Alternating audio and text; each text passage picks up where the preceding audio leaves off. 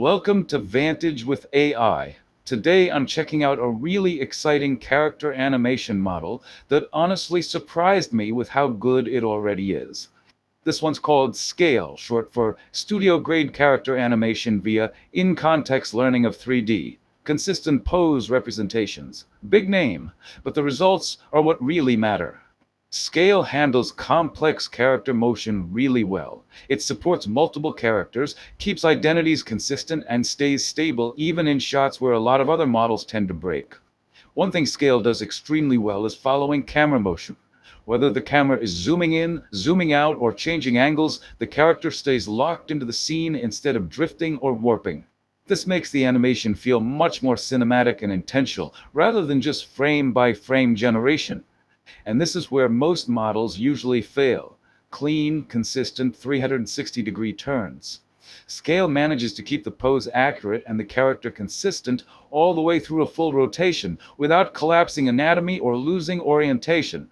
Even during swirls or circular motion, the movement stays smooth and believable. And keep in mind, this is still a preview checkpoint.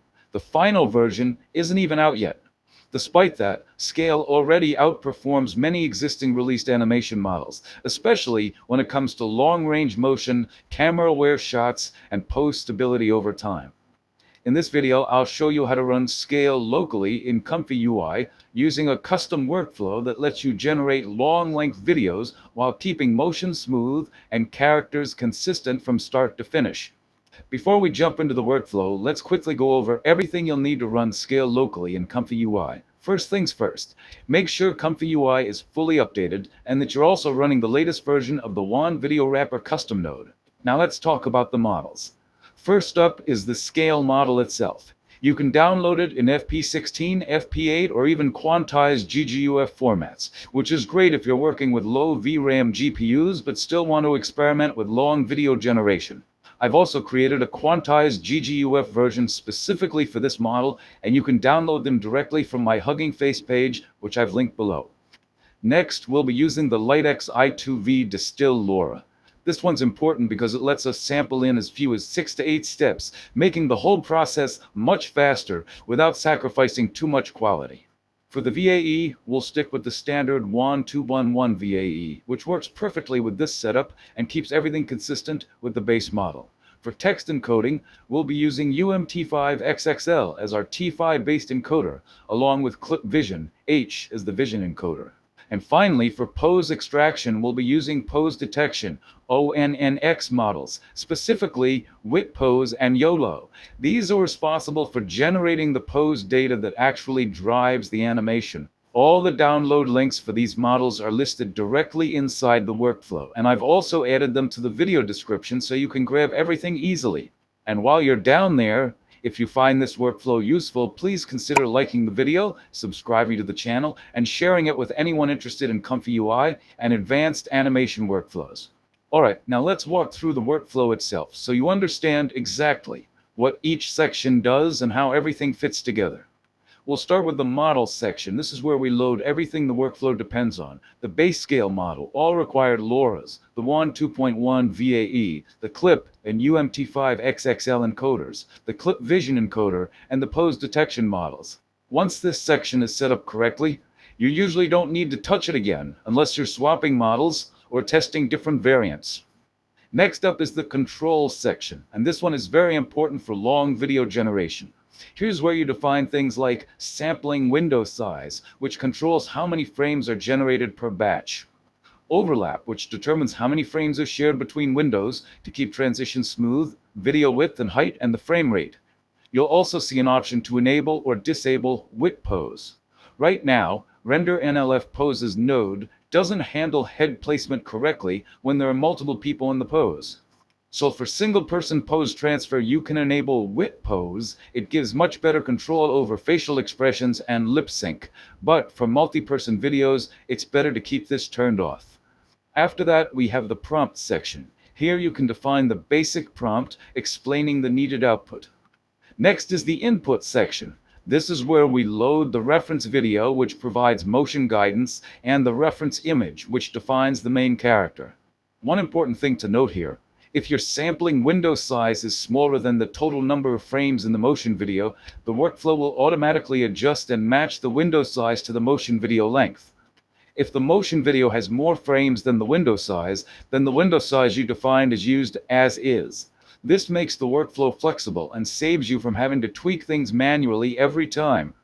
Next is the pose detection section, where all the pose extraction happens. Just a quick reminder, disable WIT pose to DW pose when working with multi-person videos. You should only enable it for single-person shots, where it gives much better control over facial expressions and lip sync. Finally, we reach the sampling section. This is where all the magic happens. This runs in a loop, generating one window at a time. Once all loops are complete, the workflow automatically stitches everything together and outputs the final video. While the sampler is running, you can also track progress in the preview window, so you always know which part of the video is being generated. There's also a subsection called looping math. This is where all the looping calculations, pose splitting, stitching, and blending logic live. I won't go deep into that here, it honestly deserves a full video on its own.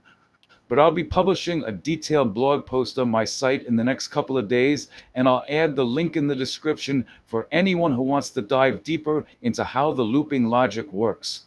I ran this model through some pretty vigorous testing. Started simple with a dance video that includes camera zoom in and zoom out movements. For this test, I used this reference image, a dance motion video, and a very minimal prompt, "Woman is dancing." What really stands out here is how well the character stays consistent while following both the pose and the camera motion. There's no drifting, no pose collapse, and the zoom effects are executed perfectly, making this a very strong baseline test. For this next test, I wanted to push things a bit further by using a couple dancing instead of a single character. I kept it intentionally simple by choosing a reference image that's very close to the first frame of the motion video and used a minimal prompt, "Couple is dancing." What's impressive here is how well SCAIL maintains pose accuracy and character consistency for both people at the same time. The interaction feels natural, the movement stays synchronized, and neither character drifts or breaks during motion. Even with two subjects in the frame, the animation remains stable and believable, making this a strong example of multi-person pose transfer. For this test, I wanted to push multi-person animation even harder, so this time I went with a little faster, more aggressive boxing scene. There are multiple characters, rapid movements, and a lot more pose complexity compared to the previous dance tests. Overall, the motion transfer holds up extremely well. Both boxers maintain solid pose accuracy, timing stays consistent, and the action feels grounded even during fast exchanges. Now, you might notice a small glitch in the background where a third boxer briefly appears and then disappears. This isn't actually a failure of the SCAIL model itself. What's happening here is a pose detection issue. The input motion video includes a referee standing in the shot, but the reference image does not.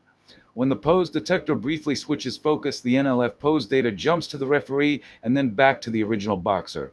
What's impressive is how the model handles this situation. Instead of teleporting the main character or completely breaking the pose, it introduces a temporary ghost-like third character while keeping the primary boxer's motion intact. I'd actually call this a strength of the model. Even when the pose data glitches, SCAIL preserves character identity and motion consistency rather than collapsing the animation or doing something unpredictable. So I ran the same test again, this time using a different reference image. One that also included the referee in the background. Pose detection still wasn't perfect, but adding the referee to the reference image completely resolved the model's dilemma. Now, instead of introducing a ghost character, the model consistently keeps the referee in the scene for the entire sequence. There's no vanishing subject. This really highlights an important point. When the pose video contains multiple people, your reference image should reflect the same scene structure. Once the model understands who belongs in the frame, it handles even fast, multi-person action extremely well. So again, this wasn't a weakness of the animation model, it was a pose detection mismatch. And once that mismatch is fixed, the results are clean, stable, and very convincing. For this test, I once again used a boxing scene, but this time it was much more fast-paced, with rapid punches and constant motion. On top of that, the starting camera angle of the reference image and the motion video weren't even the same, which is usually where a lot of models struggle. Despite that mismatch, SCAIL absolutely nailed it. The motion stays super clean, the pose transfer remains accurate, and the action feels solid and grounded from start to finish. Even during fast exchanges, there's no visible drifting, no pose collapse, and no instability in the characters. The animation holds together extremely well, which is honestly impressive for a high-speed multi-person scene like this. This test really shows how strong the model is when it comes to handling fast action and angle mismatches, something that usually breaks most existing animation models. So overall, Scale has proven to be an incredibly strong animation model, even in its current preview state. It handles camera motion, fast action, and multi-person scenes far better than most released models out there right now. With the right pose inputs, you can get clean, consistent results even in challenging scenarios like 360-degree turns and high-speed motion. I'll be sharing more workflows, optimizations, and deep dives like this very soon, so if you found this useful, make sure to like the video, subscribe to the channel, and check the links below for everything used in this setup. Thanks for watching, and I'll see you in the next one on Vantage with AI.